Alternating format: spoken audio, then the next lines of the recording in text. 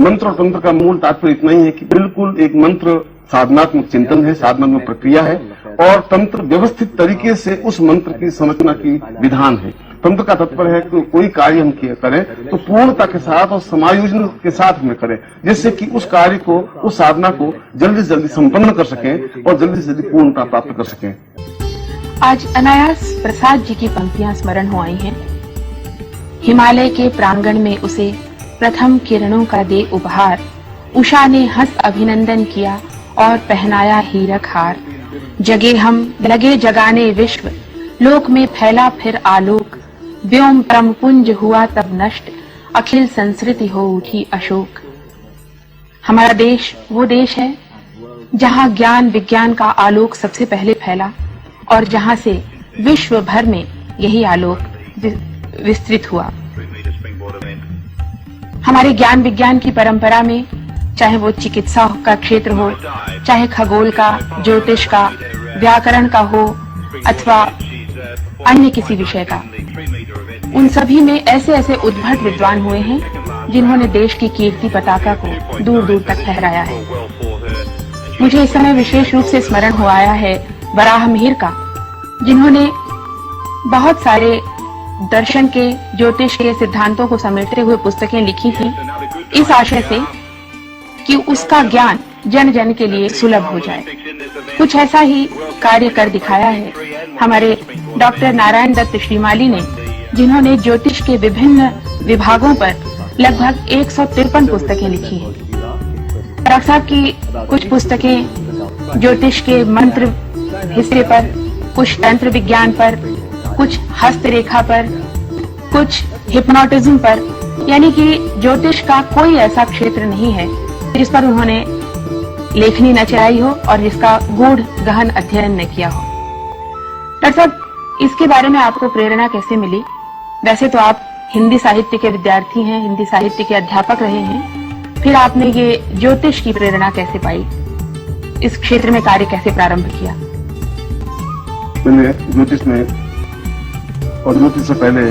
हिंदी काव्य में और हिंदी शास्त्र में एमए किया और उसके बाद में राजस्थान से उसमें डॉक्टरेट किया आधुनिक हिंदी काव्य में। यह तो जीवन का एक क्षेत्र था, मगर इसके साथ साथ मेरे पारिवारिक पृष्ठभूमि और पारिवारिक चिंतन ज्योतिष का आधार रहा है। मेरे पिताजी बहुत अच्छे ज्योतिषी थे और इसके साथ साथ मैं ब्राह्मण होने के नाते और ज्योतिषी होने के नाते उस घर का वातावरण, उच्च कोटि के लोग, उच्च कोटि के व्यक्ति मेरे पिताजी से ज्योतिष के बारे में जानकारी लेने चाहते, तो मेरे मन में भी ये चिंतन आया कि ये जो प्राचीन ग्रंथ हैं, अगर उनको सही ढंग से उनका चिंतन विचार नहीं किया, अगर आधुनिक युग के संदर्भ में और आधुनिक परिप्रेक्ष्य में अगर उनको सही ढंग से नहीं देखा गया तो विद्या ज्यों की त्यों एक संस्कृत में कैद बनकर के ग्रंथों में रह जाएगी। इसीलिए मैंने निश्चय किया कि इस ज्योतिष को बिल्कुल सर्वसुलभ बनाया जाए और उसमें जो कुछ कमियां हैं, जो कुछ न्यूनताएं हैं और समाज की बदली हुई पृष्ठभूमियों में या पृष्ठभूमि में जो कुछ व्यावहारिक चिंतन बन सकता है, उस चिंतन को लेने के लिए मैंने ज्योतिष के क्षेत्र में काम किया और इस ज्योतिष में मैंने 153 से भी ज्यादा ग्रंथ लिखे और ये लिखे कि उसमें प्रत्येक प्रकार की विधाओं पर मैंने ग्रंथ लिखे, जिससे कि ज्योतिष अपने आप में सर्वांगपूर्ण बन सके। और उन ग्रंथों के द्वारा मैंने कुछ आधार तो लिया, मगर साथ ही साथ आज के युग में जो कुछ सामाजिक परंपराएं, परिस्थितियां बदल गई, उसमें उन फलित ज्योतिष में कितना अंतर, किस प्रकार से अंतर आया, उस अंतर को भी स्पष्ट करते हुए मैंने उन ग्रंथों में उनका विवेचन किया है और जिसके आधार पर पूरे भारतवर्ष में ज्योतिष को एक सही दिशा, एक सही मार्गदर्शन, एक सही चिंतन प्राप्त हो सका है। आपने संस्कार की बात की, शिक्षा की बात की, आपने स्वयं को शिक्षित किया, आपके परिवार में ज्योतिष का संस्कार पहले से विद्यमान था। आप ये बताएं कि एक अच्छे ज्योतिषी के लिए या किसी भी अच्छे विद्वान के लिए इन दो बातों के अलावा, संस्कार और शिक्षा के अलावा, और आप और किस वस्तु को आवश्यक समझते हैं? हमारे प्राचीन ग्रंथों में, चाहे वराह के ग्रंथ हो, चाहे आर्यभट्ट के ग्रंथ हो और चाहे अथर्ववेद में इस चिंतन को हम देखें, उसमें स्पष्ट रूप से कहा है कि ज्योतिष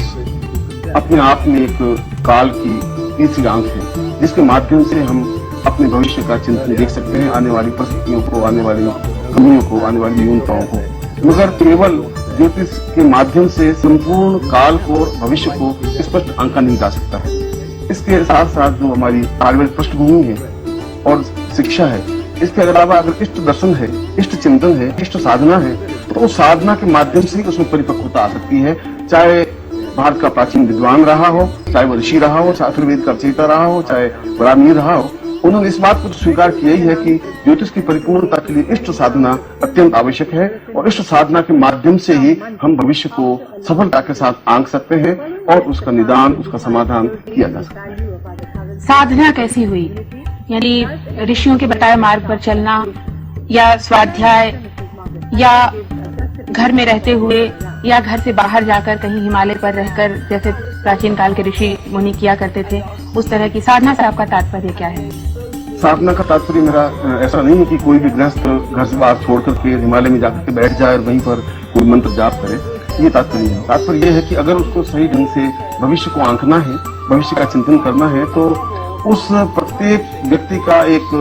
कर्म क्षेत्र और पारिवारिक पृष्ठभूमि के साथ साथ उसकी संरचना प्रभु ने एक अलग ढंग से की है और वह संरचना किसी इष्ट के साधना के माध्यम से संभव हो सकती है। उस इष्ट के साधना से इस बात का एहसास किया जा सकता है कि जीवन का निर्माण किन तत्वों से और किन तरीकों से स्पष्ट हुआ है। इस प्रकार स्पष्ट किया जा सकता है कि आने वाले समय में मेरे लिए क्या अनुकूलताएं, प्रतिकूलताएं हैं और यदि वे प्रतिकूलताएं हैं तो इसको किस प्रकार से उसका समाधान किया जा सकता है। उसके समाधान के लिए वह व्यक्ति स्वयं अपने घर में रह करके भी साधना संपन्न कर सकता है। मैंने ज्योतिष के अलावा उन साधनात्मक ग्रंथों का भी रचन किया है और उन ग्रंथों में मैंने स्पष्ट किया है कि किसी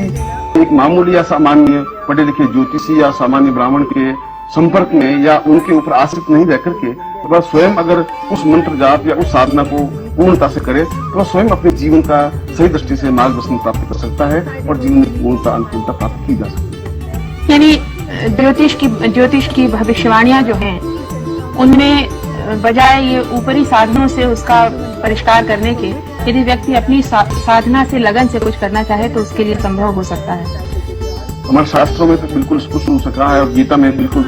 कृष्ण ने कहा है कि ये सारा ब्रह्मांड हमारे अंदर निहित है। यदि हम अंदर चिंतन करके उस ब्रह्मांड को देखने की क्रिया संपन्न कर सकें और अंदर उतरने की क्रिया साधना के माध्यम से ही संभव है और वहां उतर करके हम भूतकाल को भी, अपने जीवन के भूतकाल को और अपने जीवन के पूरे वांग्मय के जीवन के भूतकाल को देख के और भविष्य काल को देख सकते हैं, जिसके माध्यम से ही हम अपने जीवन का निर्माण और जीवन की रचना और जीवन की अनुकूलता और प्रतिकूलता को आंक करके उसके लिए बिल्कुल अनुकूल स्थितियां पैदा कर सकते हैं। आपने तो स्वयं ज्योतिष के हर अंग पर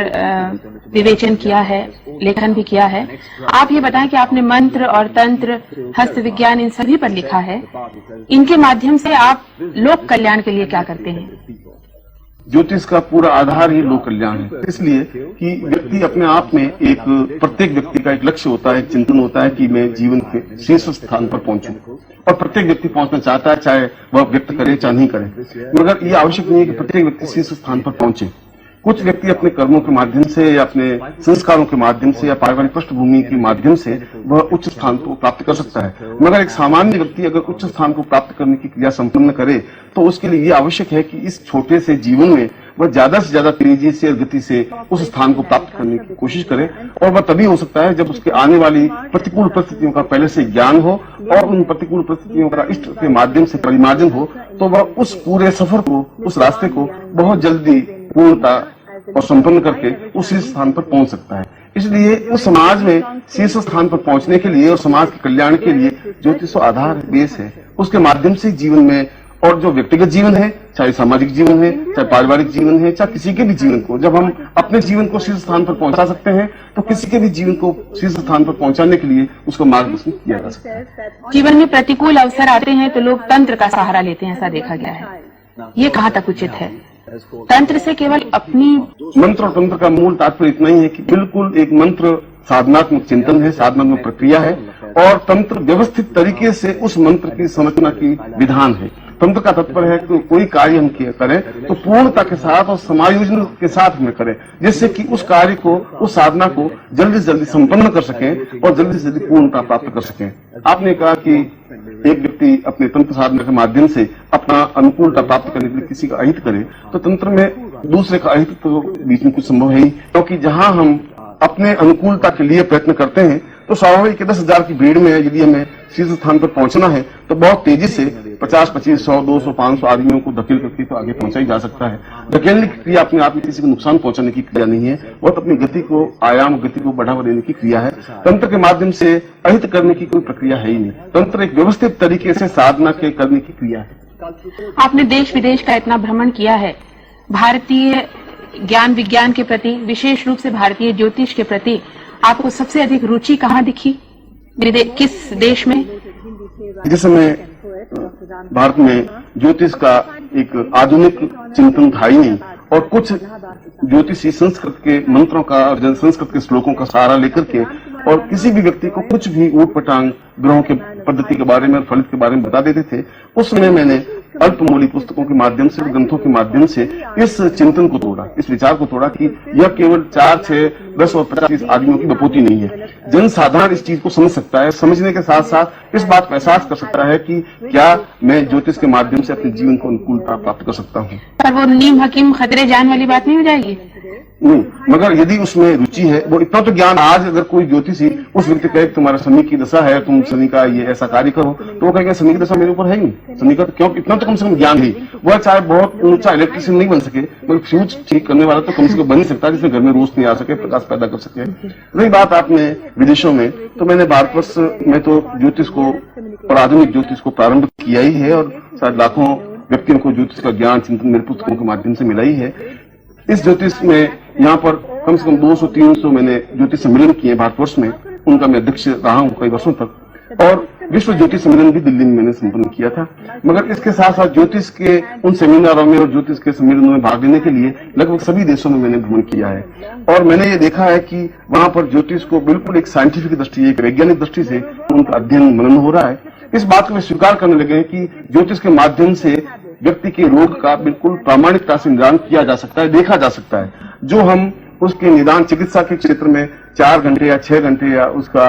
निराकरण देने के लिए, उस मशीनों का सहारा लेने के लिए, उपकरणों का सहारा लेने के लिए जो 10-12 घंटे लग जाते हैं, केवल हाथ की लकीरों के माध्यम से, हाथ के रंग के माध्यम से उसके बारे में तुरंत निर्णय लिए जा सकते हैं। इस प्रकार के तो शोध इस समय भी पूरे विश्व में और उन्नत देशों में हो रहे हैं। आधुनिक चिकित्सा वाले भी इसको स्वीकार करने लगे। लंदन और एसआई सोसाइटी ने इस बात को स्वीकार किया कि यदि हमें चिकित्सा में पूर्णता प्राप्त करनी है तो हमें उस पामिस्ट्री को या हस्तरेखा को आधारभूत लेना ही पड़ेगा। विश्व भर की सुख शांति के लिए आपका ये प्रयास सराहनीय है, और इसके साथ ही आप हमारे स्टूडियो में आए, हमारे दर्शकों को, श्रोताओं को ये जानकारी दी, इसके लिए आपका बहुत बहुत धन्यवाद।